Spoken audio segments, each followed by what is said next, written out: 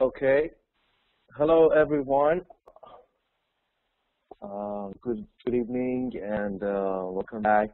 And uh, sorry about the last week that I couldn't make it. So let's just start our next session on leadership, the second chapter, which is about the nature of managerial work. So basically, we're going to talk about what is actually the nature and the gist of managerial work and what do exactly we mean by managerial work. So let's just start the slides. Okay. So what are the learning objectives?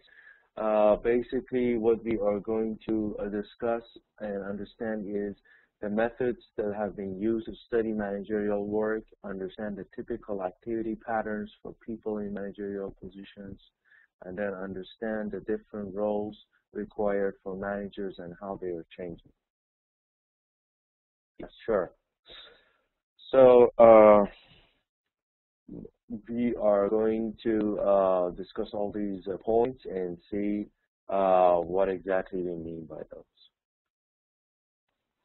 Then understanding how managerial roles and activities are affected by aspects of the situation, understand how managers cope with the demands, constraints, and choices confronting them, and understand the limitations of descriptive research on managerial activities, and finally, understand how managers can make effective use of their time. Okay.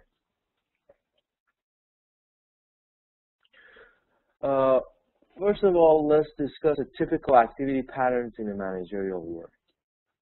Well, the first concept that we need to talk about is the pace of work is hectic and unrelenting. So there's always a speed in work. As a manager, you're facing a higher speed.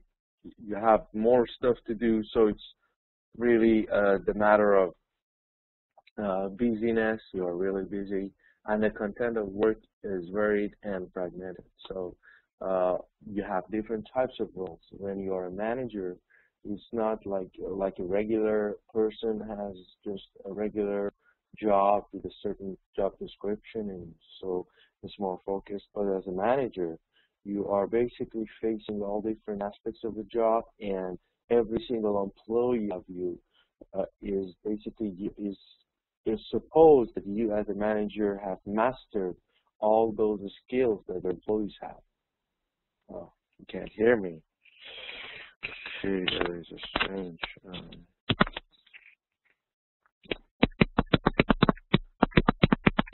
Okay, is it better now? Can you hear me? Is it better?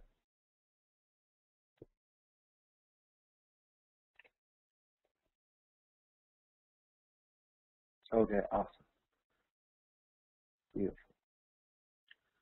So, yes, as a manager, you have the responsibility to be able to do the job of every single employee. So it's you're the various and different type of jobs are expected of you. So you're faced with more variety in the job. And many activities are reactive, so it means that you have to react to certain activities. There are certain actions and reactions required of you.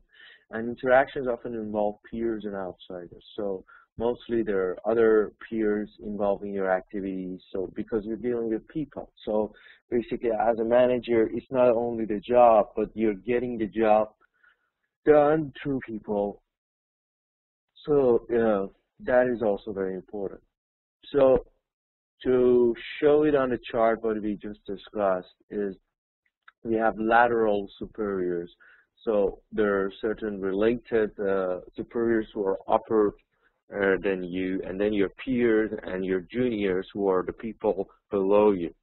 So you're dealing with these people. And then, as you can see in the second column, you have higher executives, which are top in the company.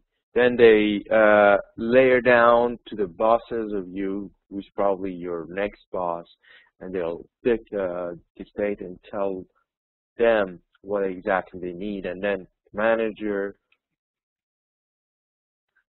Then under the manager, there are basically mostly direct subordinates or who are like probably assistant managers or those who help you do stuff, and finally indirect subordinates. So as you can see, we have certain columns, and in these columns, basically every certain level tells and basically dictates the policy to the lower level, and also in between them there are interactions. So as you can see, interactions are in many different ways. You're interacting with people below you, or even people with the same level, or people higher,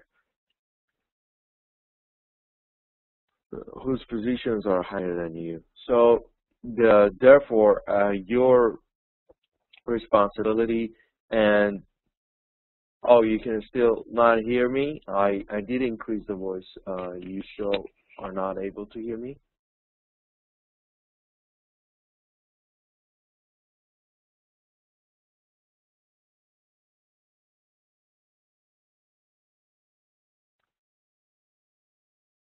Okay. And then we have the, as I mentioned, um, first of all, is it better? The voice, is it better?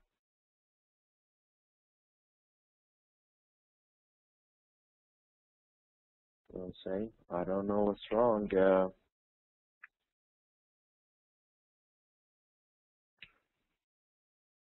Could be the voice of your computer. If you increase it, the speaker's voice or your uh, the speaker's voice is on your computer. That's strange because I'm using the same speaker that I use every day. So I don't know. Um, okay. So and then the next column is officials in government agencies, clients, suppliers, colleagues in the same profession, and important people in the community. So the last column is basically those who you are interacting with. Uh, can those who can hear me confirm? Can you hear me? Who can hear me?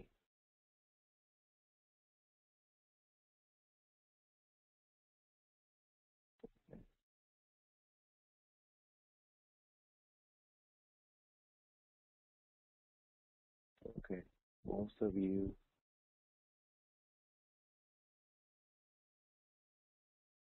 Okay, most of you can. I think Mr. Piaci and Ms. Masuda, if you can increase the volume or take care of Miss Mina, sorry. Miss Mina and Mr. Piaci, if you can,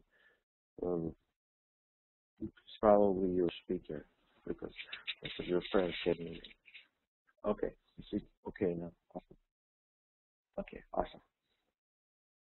So the last column, as I was talking about, is more of those people who you are interacting regarding providing what you are doing. So let's say the government agencies, your clients, the suppliers that are providing you with the materials that you need for your job, for your, like, let's say whatever you're producing, or if it's a service or if it's products, and then colleagues and important people in the community.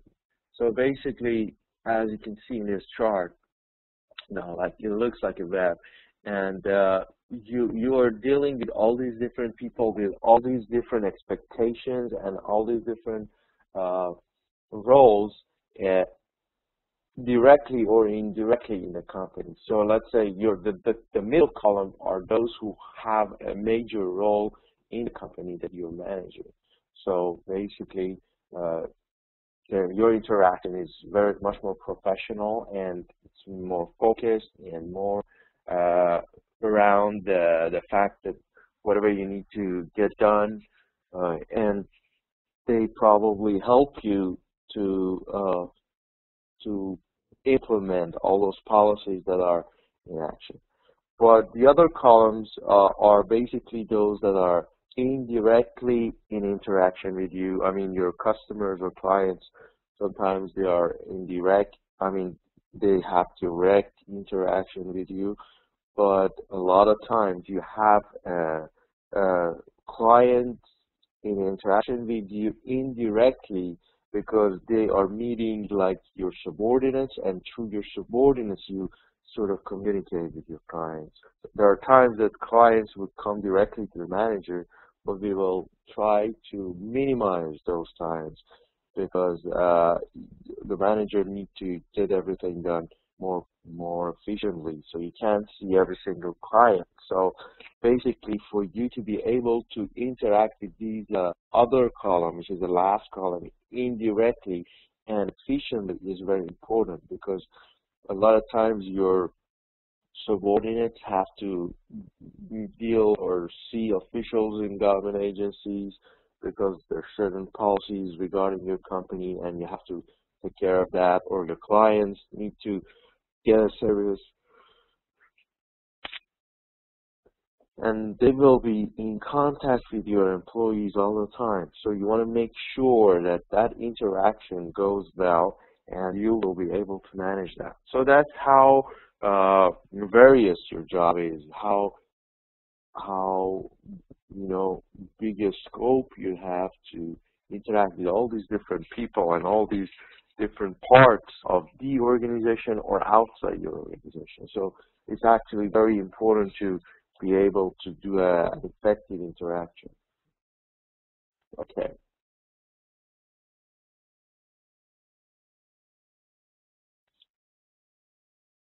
Yeah, partners in the same field of work are basically either your direct subordinates or indirect subordinates, or yeah, mostly those partners. I'm not sure if you're dealing with the partners who are partners of the company or partners of the business. What partners are you referring to? This chart is basically dealing with the levels of the company and how a manager is in interaction with different levels, either inside or outside the company. So I'm not sure what exactly you mean in partners in the same field of the work. So I would suppose it's more of other partners outside the company. Is that correct, Mr. Wafa? Yeah. So those partners outside the company are, of course, you have some interaction with them as well, but these are the major daily interactions that you are pretty much involved. So that's probably why it's in this chart, because we are focusing on those interactions that are like required every single day, and it's like a daily interaction. So that's why. With partners, you just do have conversations or communications once in a while. So those are outside probably than this very common everyday networks of contact.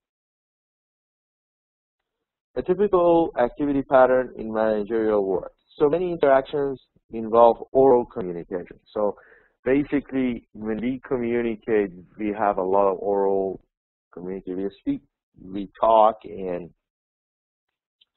speaking actually is our interaction. Then decision processes are disorderly and political. So in managerial work, there are a lot of decisions, there are a lot of processes are disordered. They are not in an ordered fashion. So you might have to talk to the lowest subordinate in your company, and then you might have to talk to the CEO, and then you might have to talk to the client. And your job you varies like every second. It's not an order. You say, okay, I do this first and then this and this, like a regular person. You are required to do all these different type of activities all at the same time, and there is not necessarily a certain order that you follow. And most planning is informal and adaptive. So when you plan, you have to be adaptive to the situation. When there is a problem, you have to change your plan accordingly, because for you to make sure that you get things done, uh, then actually you have to change your plan so that you're able to um, adapt to the, let's say, situation or problem that you have. And I have this message from Mr. Yes, managers are more into effective and efficient utilization of resources in a timely manner. Leadership is not much into this headache, I guess. As we discussed in previous sessions, leadership is a role that every single person can take. I mean, you do have a leader, but manager himself is supposed to also take a leadership role. So basically, when we say leadership, we are trying to explain what exactly is managerial work and then getting to the leadership version of it and leadership aspect of it. But leadership is dealing with all these concepts also. For sure, leadership is concerned about the efficient utilization of resources, and that's actually the idea of a company. And so leadership is how to do that, be leading every single person in the company and playing a leadership role. Not necessarily that leadership is only just telling people what to do and almost like just showing them where to go. Yes, but at the same time, you are coming up with more practical ways to get it done. So basically, there is a major difference in the aspect of leadership and managerial role. And as we discussed before, by leadership, we mostly mean that you're able to walk people through and sort of give them a vision. So leadership is a visionary role. You have the vision of where you're going. So it's more of like you observe with a better perspective and you see what's exactly required or missing, and you share that with your employees or peers. So our ideal scenario is when the manager has a leadership role as well, because end of the day, you want every single person to be a leader in the sense that they have a leadership role. Yes, that's true. We have the big picture as a leader. It's more of you understand the vision of, let's say, the company or your branch or wherever you work. So it's more difficult. It takes a much more a deeper level of understanding of whatever you're doing to be able to be a leader. Yeah. Leaders are not necessarily managers. Mostly leaders are those who are at the top of the company. But at the same time, as we discussed, a single person, like even like a regular employee, could role play as a leader. You know, the beauty of leadership is that you set an example and you do basically lead by doing, and so every single person could come to the point that role play as a leader. So not everybody can be a manager because you have a certain person as a manager, but a leadership role is how you you have the vision and you help other, peers or other staff of the company uh, to get things done. So as we discuss further, we will dig deeper into that. So the content of managerial work. So what are exactly the contents? So basically, job description research is you have the supervising role, you supervise your staff,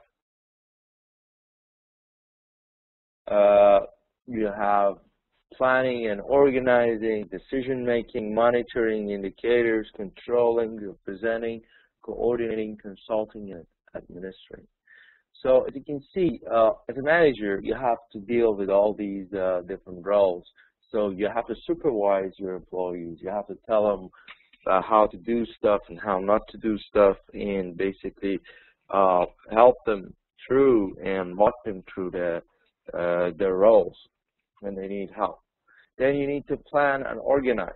You need to make some plans for you to get to a certain point. You need to be able to plan for the team to be able to do what is required of them.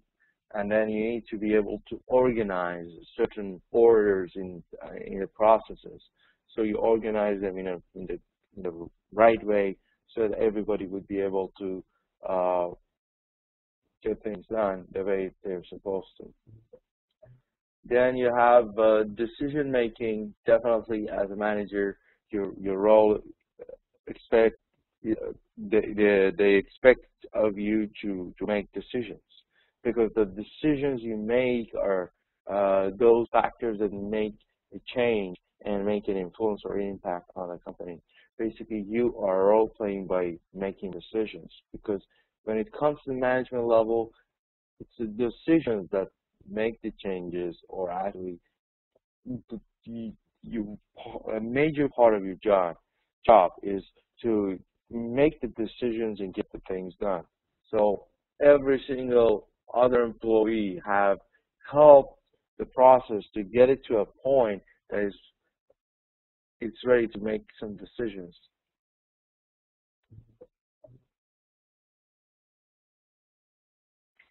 So it's very important for you to be able to make decisions, make them efficiently, effectively, at the right time, with the right understanding of the situation and scenario. Then monitoring the indicators. There are certain indicators in your job, like they mean certain stuff, and by looking at them, you will be able to monitor and then finally make the decisions accordingly. So what happens is you should be able to see all those indicators are moving along in the right way, and basically they are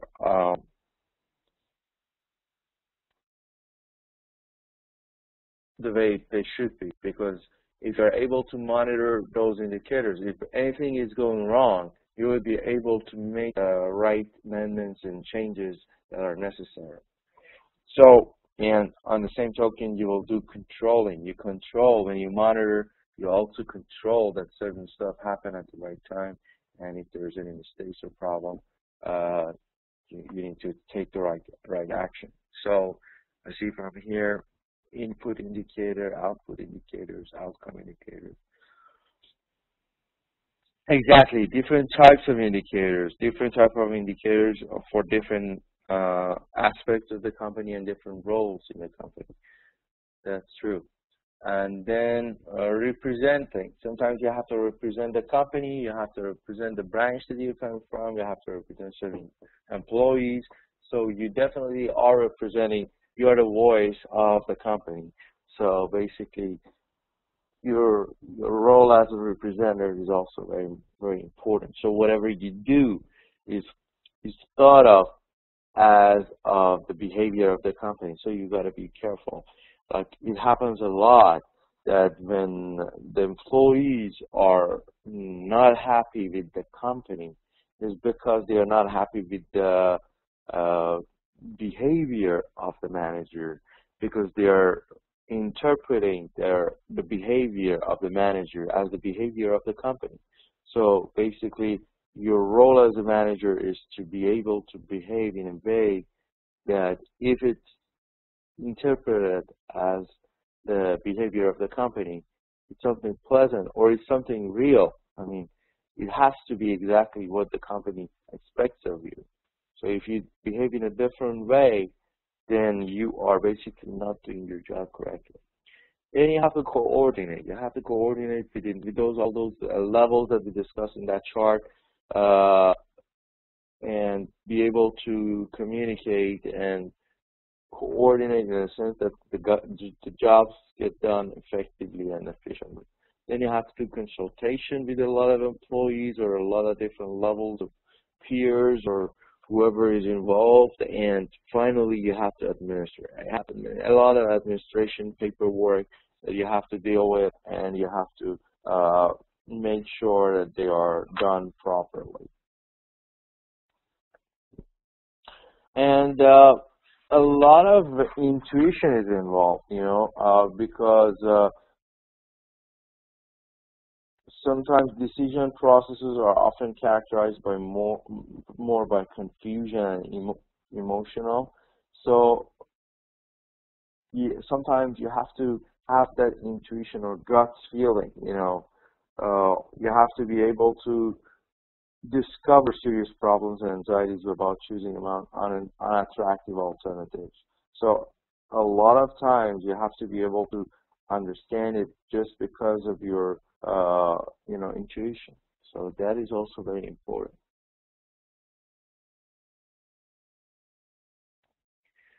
So then we have the Mintzberg managerial roles. Mintzberg managerial roles is basically in 1973 he developed this chart, and the activities observed in the study of executives. So he did study the executives, and out of that he came up with this chart. So these roles, basically, they account for all of the manager's activities, and each activity can be explained in terms of at least one role. So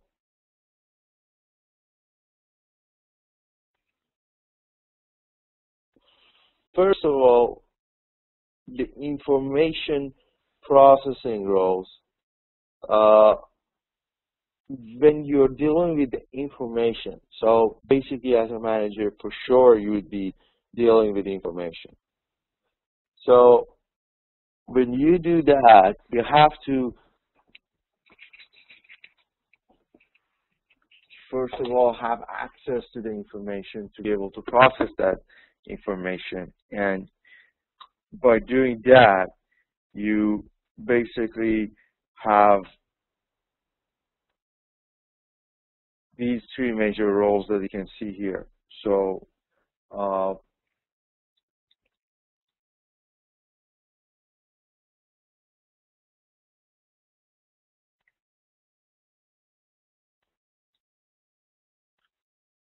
the first role that you can see is liaison, which is basically what it means is how you bond or connect interrelationships. So basically, among all these different type of relationships, you have to be able to be like a coordinator in a sense. So you be able to create bonding within the relationships and be able to make the connections necessary, and then monitor the information processing roles, and then be as a spokesperson. So as you can see, regarding the information, these three major roles are like at the three levels. First of all, you have to, this is the first bullet point is more of getting the information that you necessarily need. And then secondly is monitoring those informations. And then finally is to role play as a spokesperson. So make a meaning out of it.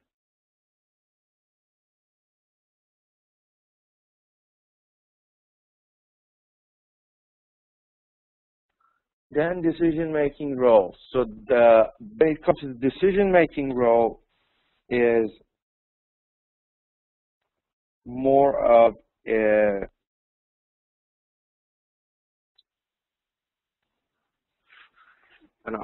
entrepreneur and disturbance handler, resource allocator, and negotiator.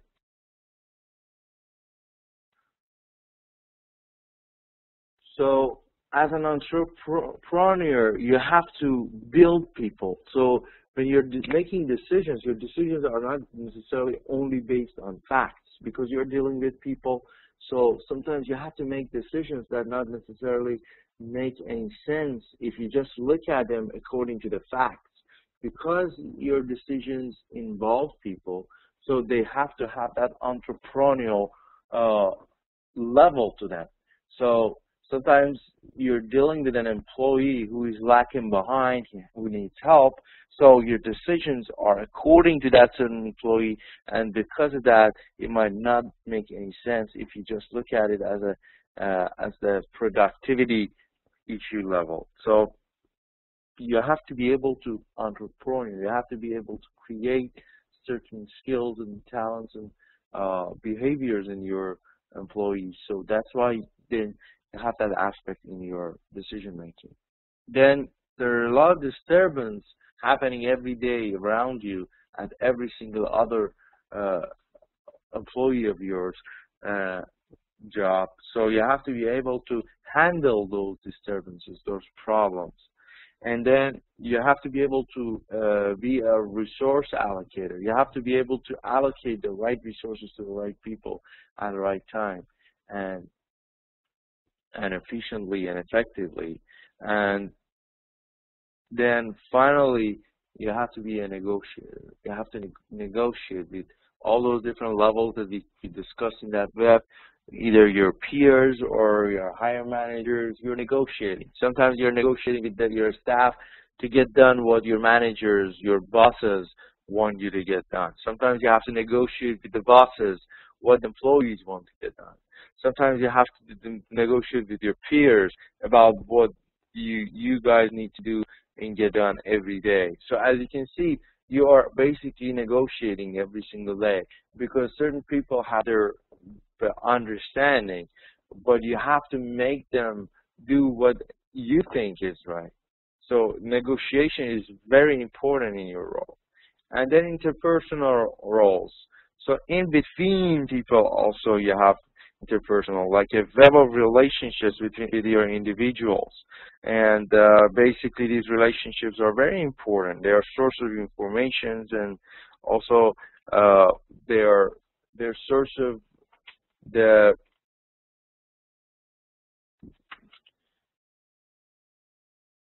change that you're making.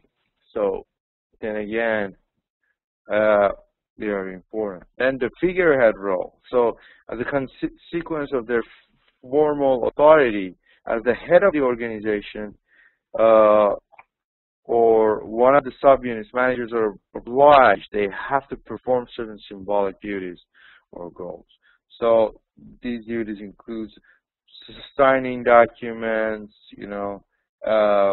sometimes they have to hold ceremonial events, participating in rituals, and all those kind of things. So you are thought of as a figurehead. And then the leadership role, as we discussed, as a manager, you're supposed to be a leader as well. I mean, not necessarily they title you as a leader when you're a manager, but definitely a major part of your job, everyday job, is leadership, right? At least it involves leadership. Because when you're dealing with people, when you're making entrepreneurial decisions, or when you're handling different problems or situations, unless you have a leadership approach to it, you won't be able to get it done, because the leadership approach is what helps you to get it done through people efficiently and basically help them get it done. So if you just tell them what to do and like you expect it done, it's not called leadership. It's just a telling management. You should be involved in the processes. That's why your job as a manager is much more various than a regular person's job, because you need to be master at everything that your staff does. You have to be able to understand exactly what it takes to get it done, how it should be done. And basically, when you are titled as a manager, it's a presumption that you're able to do every single other job of every single person under you. So it means that you have mastered that all. That's why you're the manager, because you can do whatever they are doing. So that's really important, because a lot of managers, they have no idea how some of their staff are supposed to do things, and how are they supposed to manage them. So they probably are not the right managers for that position, because they don't understand the situation, the circumstances of their employees. So how would they be able to manage them? So to be able to manage them, you need to understand what it takes to do that, and you can't just expect them to do it. Then we have the role conflicts. So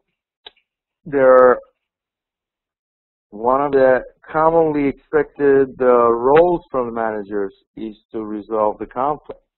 Then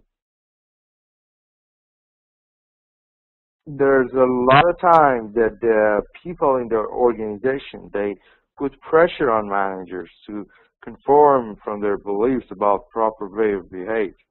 So there are role expectations. And sometimes different people make incompatible demands on the managers, and they create role conflict. So for example, managers often find themselves in a situation that there's conflicting demands from superiors and subordinates. So let's say your subordinates are dictating certain policies to you, and those are stuff that you find them against your subordinates. So for you to be able to resolve that conflict, because let's say there are certain policies that are definitely not benefiting, let's say, your staff. It's only for your managers, and they expect you to do that. So there is absolutely a conflict in that situation where your upper level seniors, they expect you to get something done. But if you get it done, you will understand that it's not necessarily benefiting your subordinates. So you have to be wise and be able to resolve that conflict in a sense that you find the meaning of that expectation. You find the cause and the benefit of it, and be able to communicate it well with your subordinates, so that they also understand it, and even though it might look not beneficial to them, they would take the right actions to get it done. Or sometimes, even when you see that something is not making sense, you have to negotiate with your upper level management and try to basically have them change that. If you see that it's really not beneficial to the employees. I mean, companies are not always looking for just benefits to their employees. They have their own agenda. But what you could do in this sense is that to be able to negotiate at times and understand the conflict, the gist of the conflict, what are the ways to reconcile those conflicts and be responsive. So that is for you to be able to resolve those. You have to be able to understand the conflict and at the same time manage that. Discrepancy between. Yes, that's very true, Mrs. Zach. Mostly role conflict is a difference between different expectations of a role. And basically it comes from different levels and from different people. So because we said that as a manager you're dealing with all of these people at the different levels in the organization, even outside, there will be a lot of conflicts because differences cause conflict. So as a manager, you have to be able to resolve those conflicts. And then finally, your perceptions of role requirements. So sometimes when there are perceptions, like your manager has a perception of the role, different roles of your employees, and the employees themselves have some perception of their role. So for you to be able to match those perceptions, you have to resolve a lot of conflicts as well. So for sure, your employees have some understanding of their jobs. They know what exactly it means. And your manager is also same. So for you to be able to, bring closer these two definitions and perceptions together, you're resolving conflict. So every single second, you're trying to make that meaning or explanation that your employees have of their job close to the definition that the manager has. So these are when you are dealing with conflicts. Then we have a unique role requirements. So what exactly we mean by demands, constraints, and choices. So demands are the required duties, activities, and responsibilities for someone who occupies a managerial position. So it could be standards, objectives, deadlines for work that must be met, some procedures that cannot be ignored, or paperwork or reports, or attending certain meetings, or certain expenditures, or signing documents, and all those, stuff that are supposed to get done. Then constraints are characteristics of the organization and external environment limiting what a manager can do. So there's always a limitation around you, what you can and what you cannot do. They include your roles, your policies, regulations. So some of them it's by law, sometimes they are environmental regulations, sometimes it's like security, safety.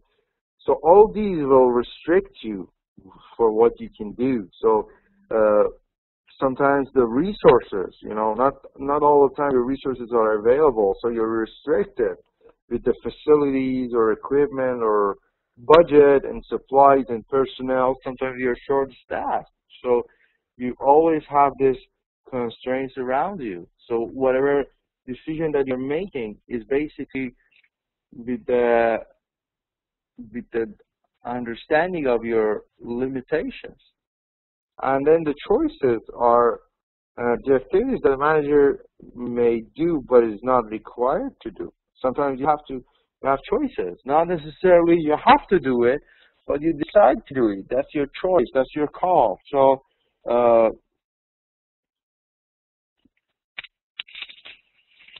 yes,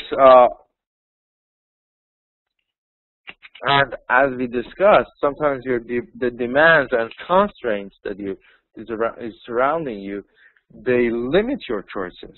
So that means you have less choices, and that's basically exactly what we mean by that.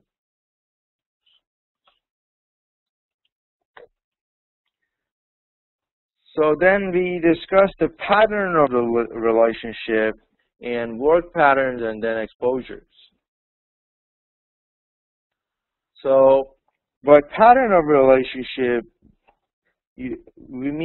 what we mean is the demands made on a manager by superiors, subordinates, peers, and all those persons that we discussed in the chart influence how managers' time is spent and how much skills is needed to fulfill role requirements. So the factor of time is involved, and also is important to monitor subordinates' performance and automatic compliance. So as you can see, as you're dealing with these different people in the organization, you have different patterns of relationship. So it's like a spectrum of relationship. So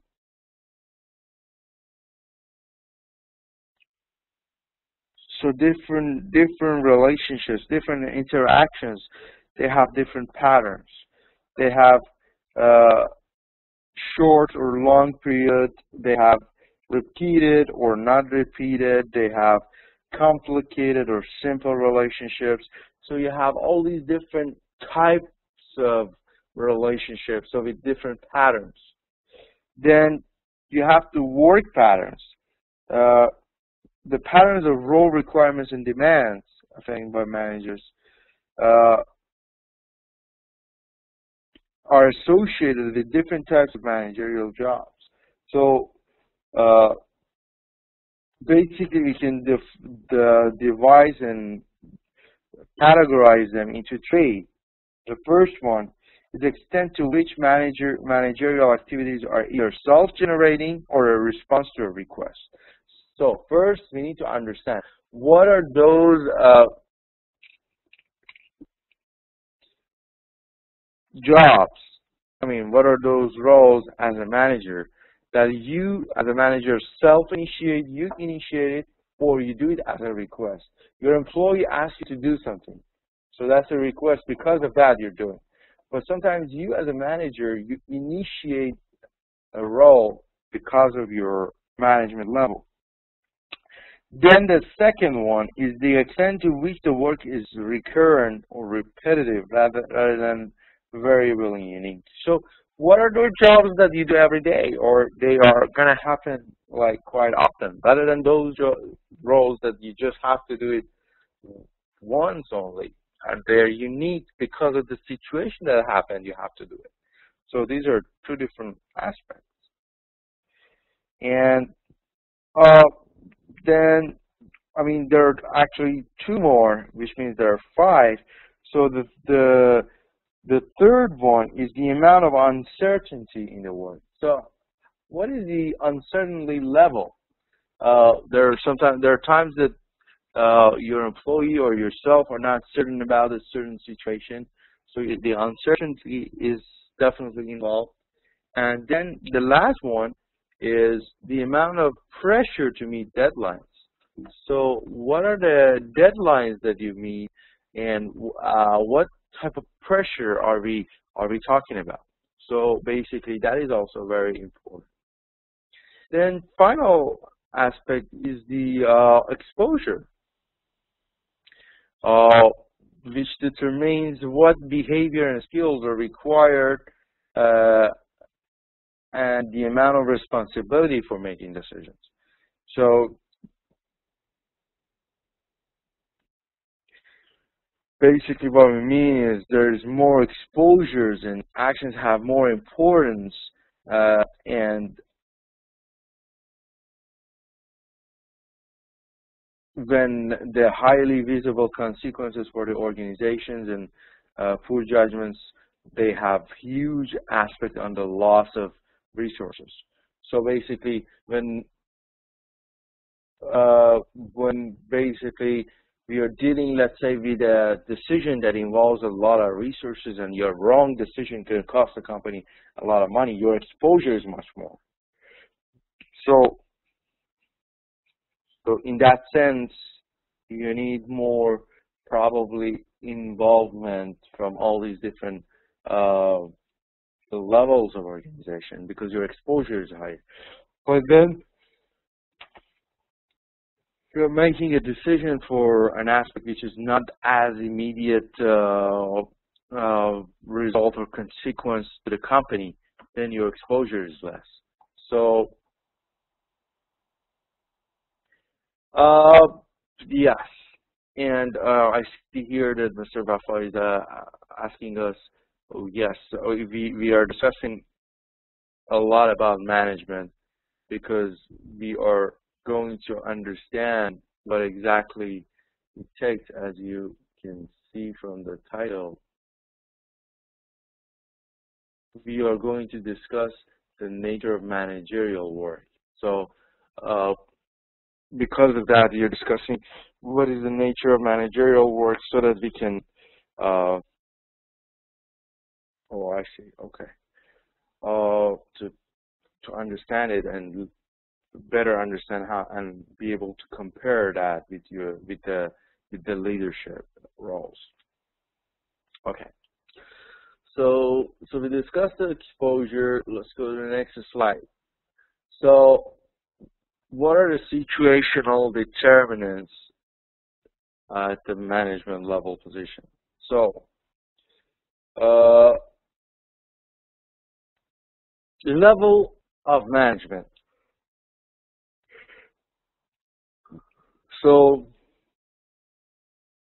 these are basically job responsibilities and the skills necessary to carry them out, vary somewhat regarding the manager's authority. So basically the level of your management, if you are a high-level managers, usually are more concerned with exercise of broad authority. If you're a lower level management, you're primarily concerned with structuring or coordinating or facilitating activities. So a manager at a high level in authority of an organization typically has more responsibility for making important decisions. So, but with the lower level management, it's probably less of those. Then the next aspect that we deal with is the size of organizational unit. So span of control, we call it. For leader behavior, you have when the company is bigger, your span of control is bigger. Means your employee, the number of employees, the number of people that you're managing, the number of people that you're negotiating with, the number of people that you're, you know, in interaction with is more. So the size of company is also very important.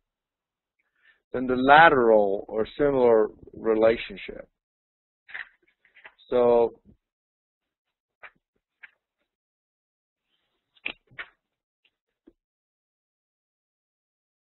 the extent to which leaders' subunits is dependent on the other subunits, and then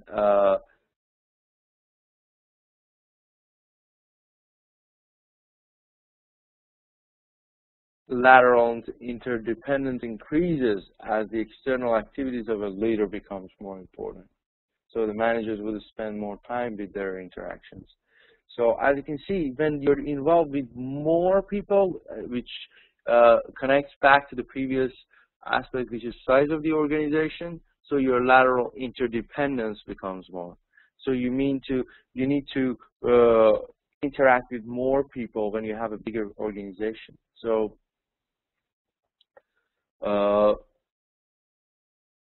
the leader's role in lateral relationship includes functions such as gathering information and obtaining assistance and negotiating agreements and reaching joint decisions and all those aspects. So as you can see, in lateral interdependence, you are basically connected or interdependently related to other roles. And finally, we have crisis situations. So when it comes to crisis situations, there is an immediate crisis or disruption sometimes at the company in operation or any part of the company.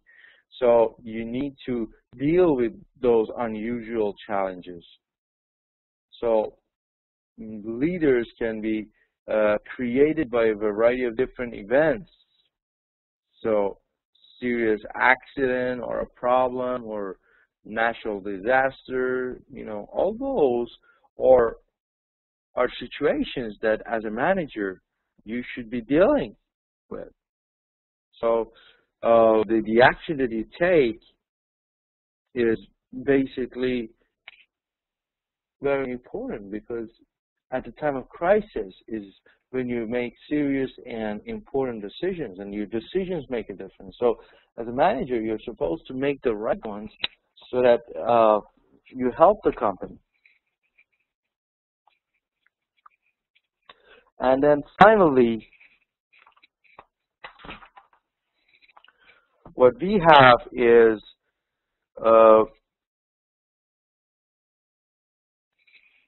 the stage in the organizational life cycle. So basically, there are different levels or stages in organizational life cycle. There's a birth stage, growth stage, maturity stage, decline or revitalization stage. So, whatever stage that you are at or dealing with, your decisions will be different. So in the initial stage, like a primary management responsibility is to communicate the vision. So whether, let's say, it's just the birth of that certain aspect of the company, so you have to be able to introduce it to your staff. And then when it grows, the management, your responsibility is to deal with internal demands, let's say the motivation or resource allocation, and as it evolves and goes into the last stages, so basically that's when there are a lot of crises happen. Most of the crises happening at the last stage of the life cycle, and that's when you are expected of as a manager to be able to resolve those issues. So whatever stage that we are dealing with a certain organism of a company that you're dealing with, you have to role play as a manager, and of course as a leader as well. Okay. This chart is actually very helpful in understanding what we discussed.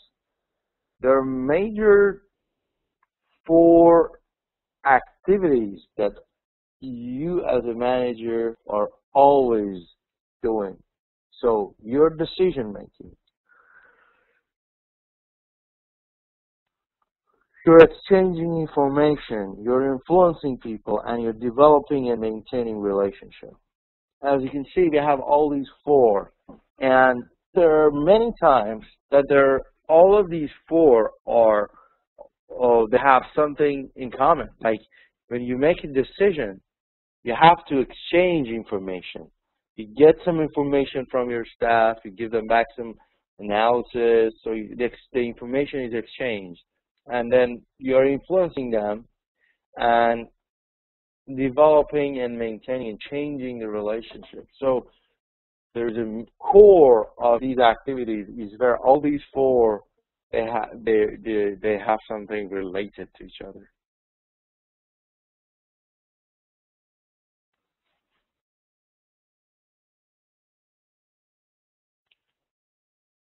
So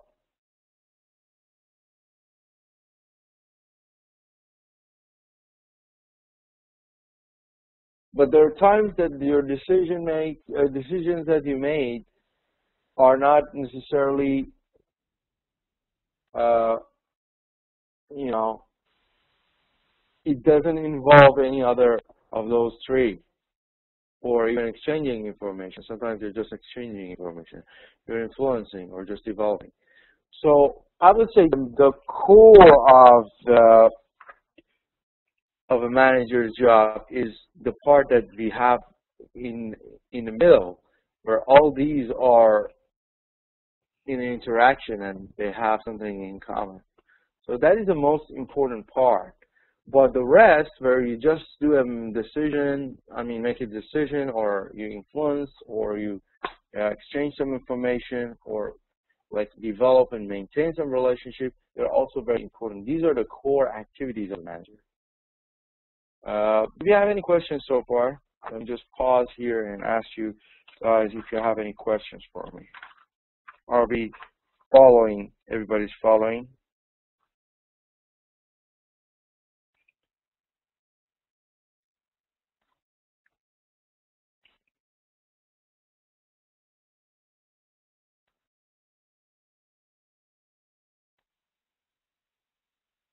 Okay, so I take it as no question then.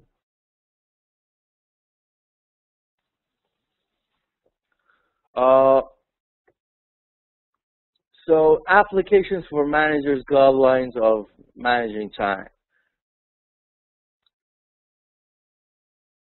There are guidelines for a manager regarding the stuff that we discussed before.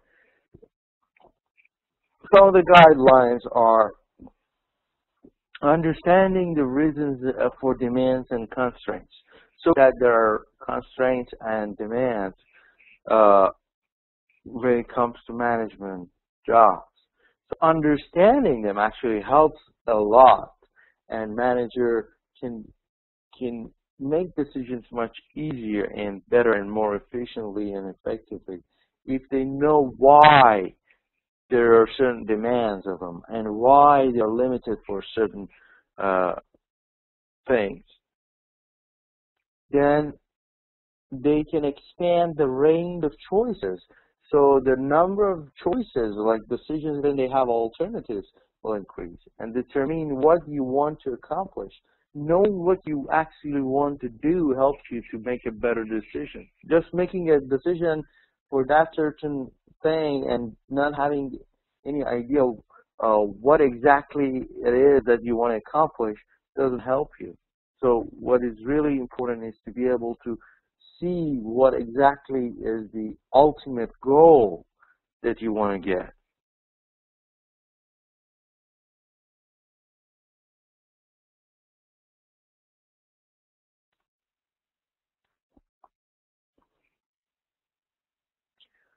So you have a comment here. Being a manager, you need to have equal level of managerial competencies, capabilities, talents, and skills necessary to manage effective and occasionally business or work assigned you. Yeah. Yeah, we have a nice comment from Mr. Rafa. Being a manager, you need to have adequate level of managerial competencies and other capabilities, talents, skills necessary to manage effectively.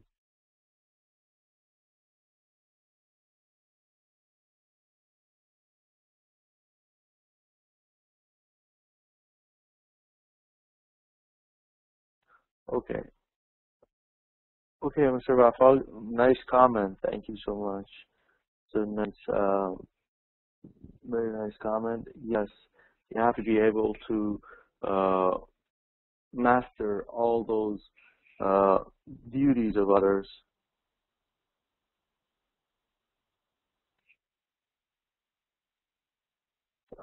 Okay. So we discussed the range of choices and knowing what exactly you need to accomplish. And then next is analyzing how to use your time. So when it comes to management, time would be a major issue because there's a lot of things you need to get done. There are people you need to interact with and communicate with, a lot of different roles that you have to play. There are a lot of things that is required of you during one day of management. So for you to be able to use your time wisely would be a major key to get things done correctly. So you need to be able to analyze everything and get a plan on how you're using your time, how you're efficiently allocating certain time for a certain activity, and be able to get everything done in the required amount of time. So then you plan daily and weekly activities. So as we said, as a manager, there are a lot of planning involved. Sometimes you're planning for other employees or for yourself, and you need to do some daily planning and weekly planning. You have to be able to plan for your employees or for yourself or other people involved. So those planning are also very important.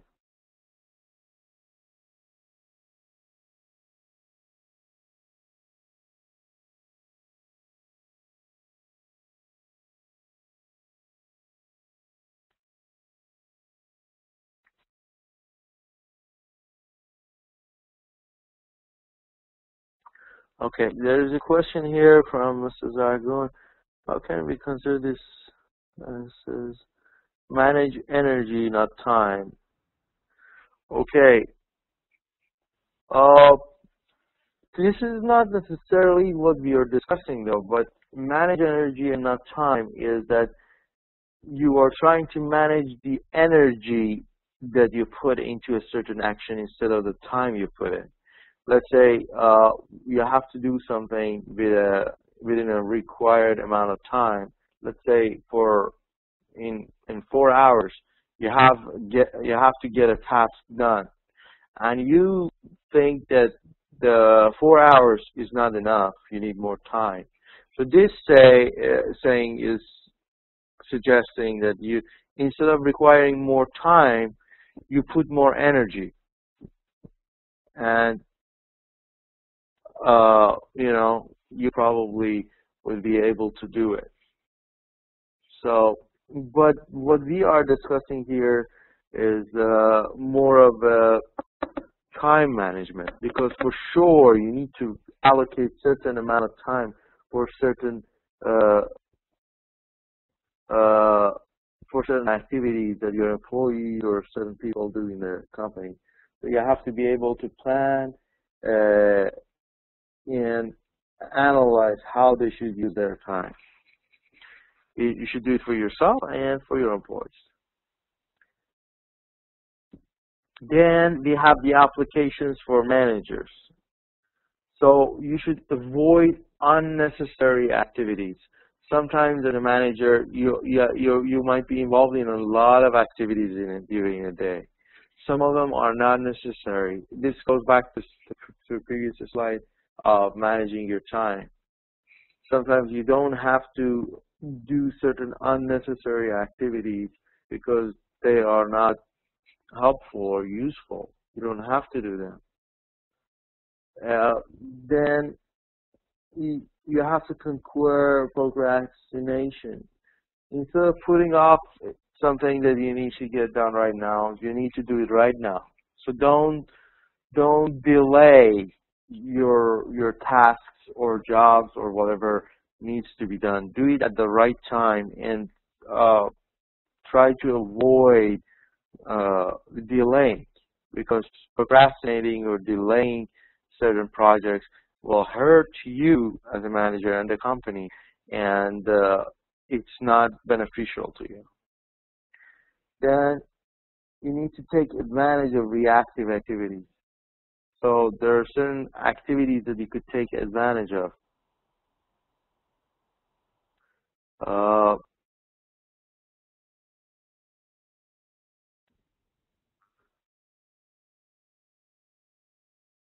So you need to be reactive to your staff.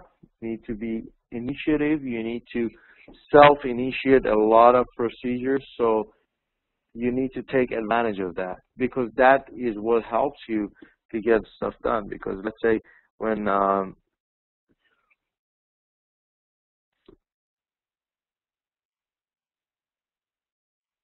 certain employees are not fully involved in the process, you need to take a reactive action to involve them sometimes. And finally, make time for reflective planning. So this is something that not all managers do, and it's definitely beneficial if you manage to do that.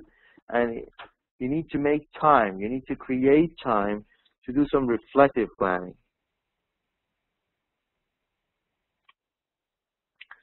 So So planning is basically very important when it comes to management. If you're not a good planner, you probably are not a good manager, because planning is what helps you get the job done through people. Okay, and let's go to the next slide. Then identify important problems that can be solved. There are certain problems that can be solved, so you have to find them and then solve them. Look for connections among problems. A lot of problems are related to each other. If you solve this problem, there might be a very high chance that the other problem would also be resolved. So you need to find those connections and make sure you will resolve the problems and you're able to connect the problems correctly to each other so that you can have a better understanding of the situation. And then experiment with innovative solutions. So make experiments with your solutions, try them and see if they help the problem, or at least make it better or change it, and do it all the time. Those companies or managers that are doing it more often are those who are more successful, because they're experimenting more of solutions and they will find out what it will lead into, and that helps them to make better decisions. Then finally, take decisive action to deal with crisis. So your decisions when it comes to the crisis time has to be immediate, has to be strong, has to be determined and decisive. You're not there to just make a hasty decision and don't know the details. You have to think it all over, and when you make the decision, you have to be positive and definite. So you just don't make a decision because you feel like it. You have to be confident in your decisions. Okay, and this is our last slide here. So now let's open for questions. Do you have any questions for me?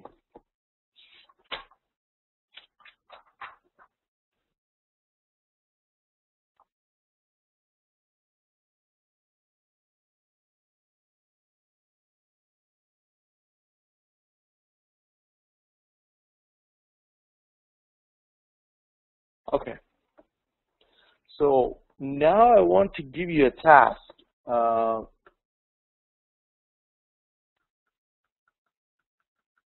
And your task is about Mintzberg managerial roles. Okay.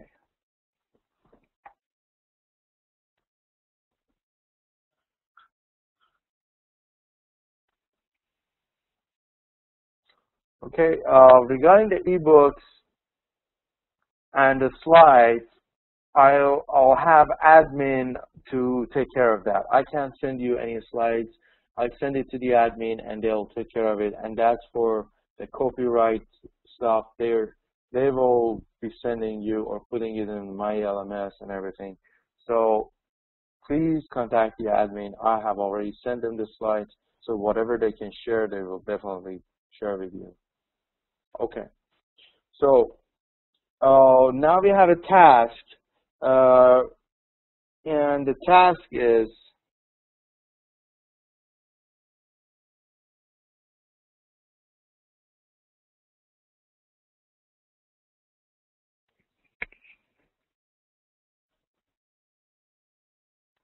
what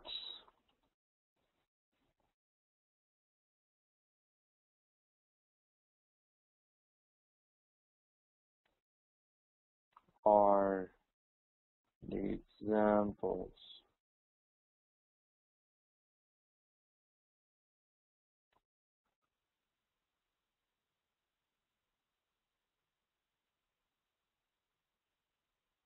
okay.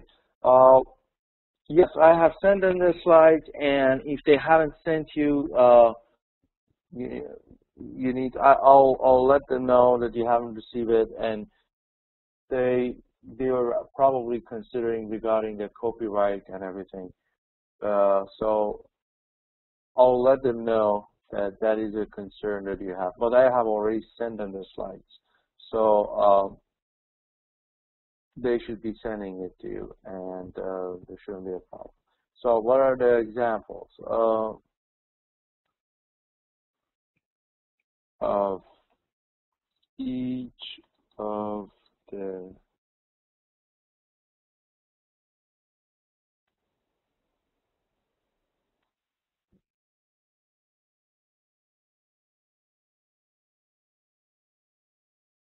means verbs managerial? Okay, this is the task. What are the examples of each of the Mintzberg managerial roles?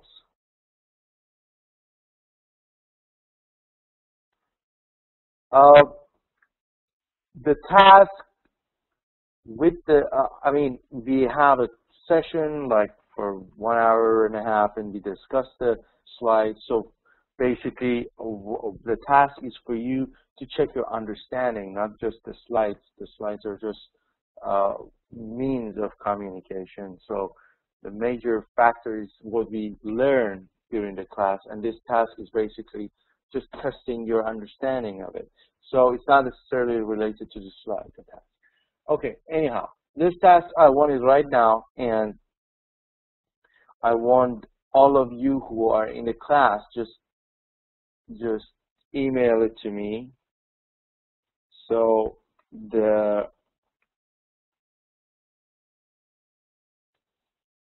last semester, our next day submission was not that successful because a lot of you would email me like in 2 weeks time or end of the semester. This task, I'd rather receive them right now. So it's just write the answers, write one example for each of them, like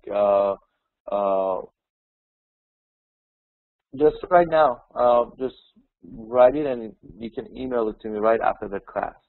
So it's not the next day, it's today. And those of you who don't send it today, probably, I mean, definitely don't get the score for this task.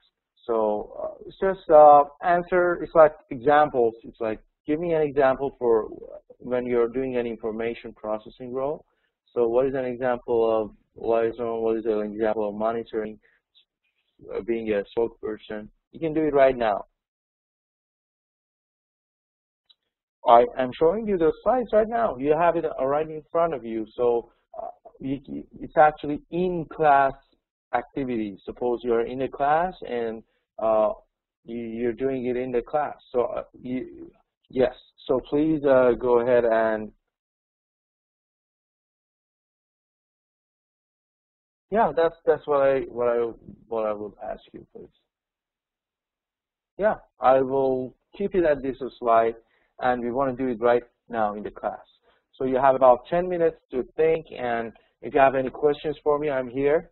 And you can also discuss with your other classmates during the activity. You can do like talk or even chat with your classmates on these aspects. If you don't understand any part of it, ask me, and by like 10 minutes from now, I will ask you to send answers. So it's pretty simple. It's just I'm asking you to give me an example of each of these bullet points. So when it comes to information processing roles, what are the examples of liaison? What are the examples of monitoring? What are the examples of the spokesperson? So it's pretty simple. Just I'm asking you some examples, and you can then, right after you did that, you can just email it to me. It's that email that I showed you. Thank you.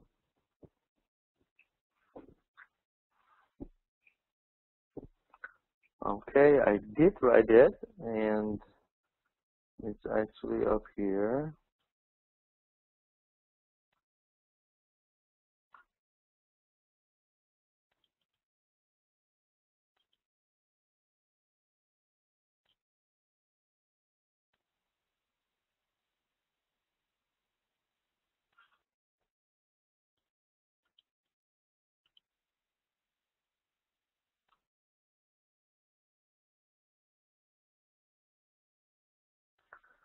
Sure, Mr. Nazari. So what are the examples of each of the mean spread managerial roles? Thank you.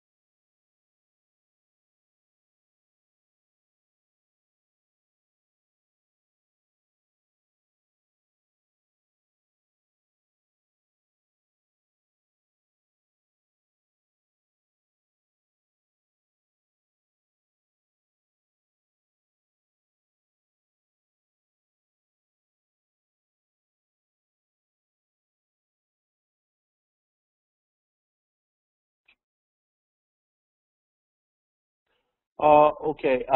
So I see a question here. Why liaison role is in information processing and also interpersonal?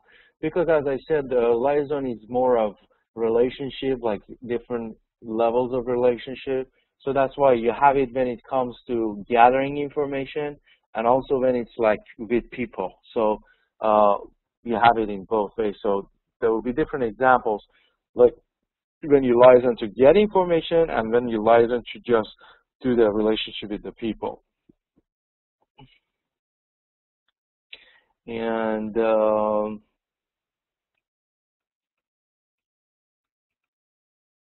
okay,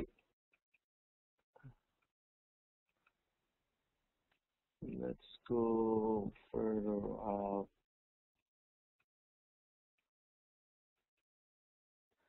Okay.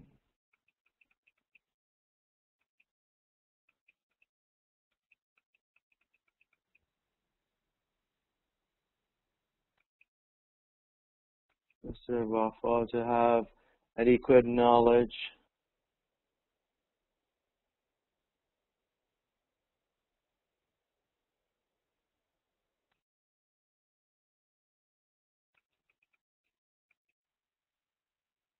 The exact meaning of entrepreneurial figurehead.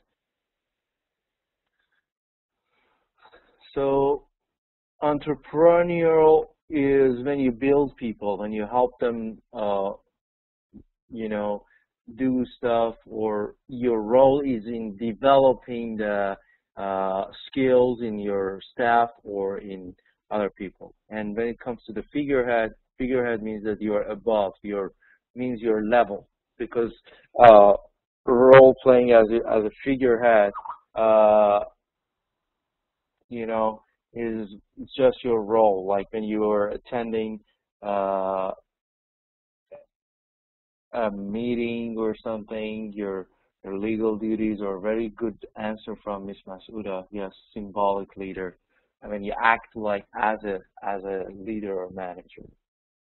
So let's say when there is a meeting or there is an event, when you go as a figurehead, as a manager of that certain company that you work for, you're role playing as a figurehead. Okay, awesome.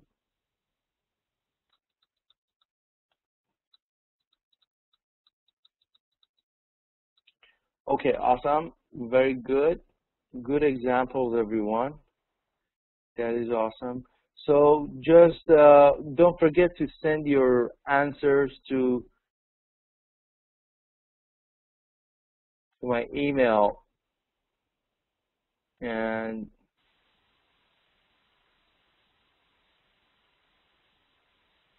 very good. Very good participation. I'm reading your answers and they're very good.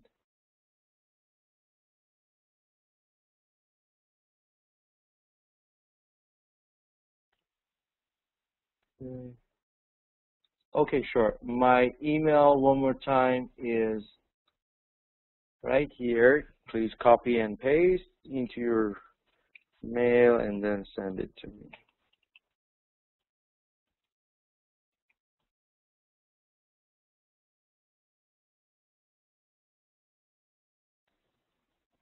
Okay, I'll have the admin to take care of that regarding the slides.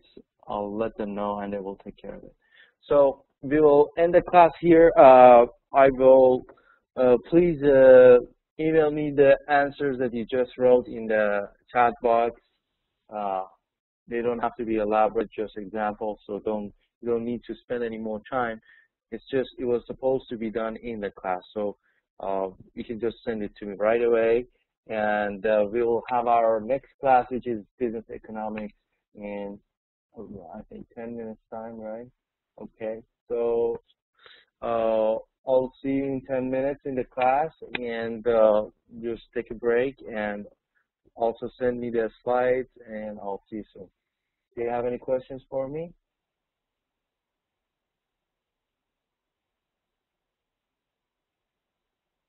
Okay, I'll take it as a no, and let's just stop recording.